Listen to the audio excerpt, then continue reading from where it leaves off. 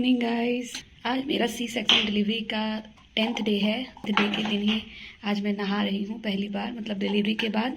तो आज नहाने वाला जो छठा दिन छठियारी होता है वो दिन है। छठियारी के दिन नहाया जाता है। बाकी सारा रिचुअल जो मेरे मायके में जैसे होता है वो आज के दिन नहीं होता है।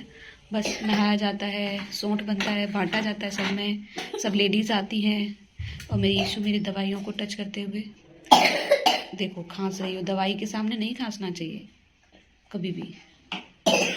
हाँ, वेरी गुड।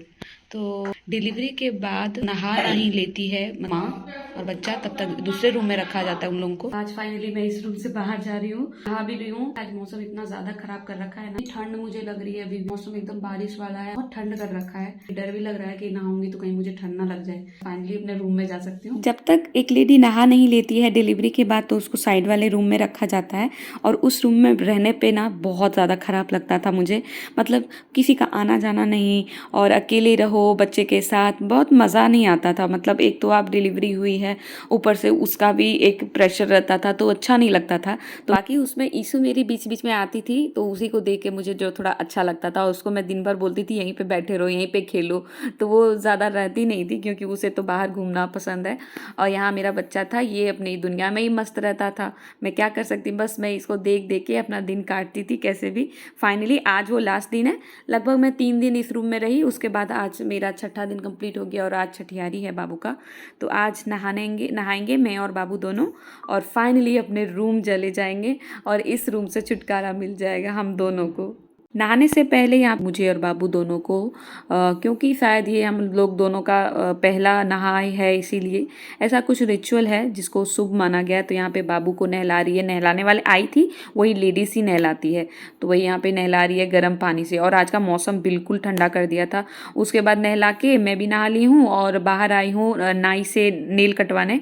ऐसे हमारे यहाँ ना नाई जब तक नाखून नहीं छूते हैं तब तक शुद्ध नहीं माना जाता है, तो इसलिए नाई से मैं यहाँ पे नाखून छुआ रही हूँ शुद्ध होने के लिए। तो यहाँ नाई नील काटने से पहले अपनी कुछ इच्छाएं जाहिर करता है कि मुझे ये चाहिए वो चाहिए, आप उसको मानो तब जाके वो आपका नेल काटेगा। तो वही यहाँ पे मेरे से मांग रहा था और दादी से।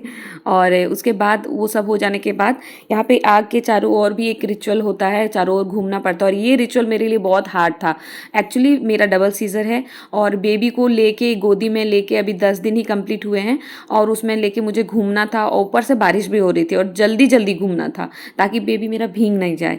तो उसके चक्कर में मैं चल भी नहीं पा रही थी, और लेकिन बट जल्दी जल्दी घूमना भी पड़ रहा था। और इतना सारा ब्लैंकेट में उसके कवर कर ली थी, तो उसके वजह से मुझे थोड़ा भारी लग रहा था। तो कैसे भी मैंने जल्दी जल्दी कंप्लीट किया और मैं घर आई। इसके बाद स्टार्ट हुआ दूसरा रिचुअल, जिसमें मेरे बाल और बाबू का बाल दोनों को मिला के दूध से धोना था। तो यहाँ पे मेरी सासू माँ धो रही है, सारा रिचुअल कर रही है। और इस समय ना बारिश बहुत स्टार्ट हो गई थी, जल्दी जल्दी हम सारा रिचुअल कर रहे थे ताकि जल्दी जल्दी घर भाग सके। और मुझे तो भारी लग रहा था, उसका तो अलग ही था। तो मेरी मम्मी जी ने उसे ले लिया फिर बाद में। और घर आके तब मैंने बाबू को रेडी किया अच्छे से, टोपी वोपी पहना के, क्योंकि ठंड बहुत ज़्यादा कर रखी थी उस दिन। और उसके बाद सभी लेडीज़ ने, बड़े बूढ़ों ने उसको आशीर्वाद दिया, टीका लगाया, तिलक लगाया उसको। मतलब एक तरह से उसका इस वर्ल्ड में वेलकम किया गया, आप इसको ऐसे बोल सकते हो। तो उसको तिलक लगा के एक तरह से बाबू का वर्ल्ड में वेलकम किया गया। तो मैं यहाँ पे उसको लेके बैठी हूँ। उसको एज अ न्यू वेलकम किया गया और मुझे एज अ माँ के रूप में वेलकम किया गया। मतलब दोनों को यहाँ पे तिलक लगाया जाता है।